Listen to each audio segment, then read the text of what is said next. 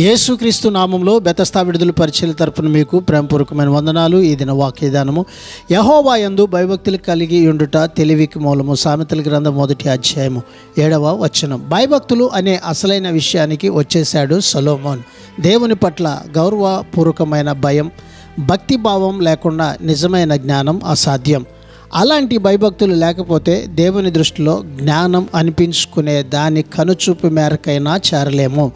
భయభక్తులు లేని వారు విద్యావంతులై ఉండవచ్చు, మేధావులు ఆరితేరిన వారై కూడా ఉండవచ్చు, ఒకవేళ బైబిల్ కూడా వారికి బాగా తెలిసి ఉండవచ్చు. అయితే వారికి జ్ఞానం ఉన్నట్లు కాదు. యెహోవా మీది భయభక్తులు అనే మాటలు అలాంటి అర్థాన్ని ఇచ్చే మాటలు సామెతల గ్రంథంలో 14 సార్లు కనిపిస్తాయి. ఇది ఈ పుస్తకానికి కీలకమైనటువంటి అంశము. తత్వశాస్త్రం, వేదాంతం, ముఖ్యంగా అద్వైత వేదాంతం వివరించే జ్ఞానానికి బైబిల్ వివరించిన జ్ఞానానికి ఎంత వ్యత్యాసం ఉందో జాగ్రత్తగా గమనించండి.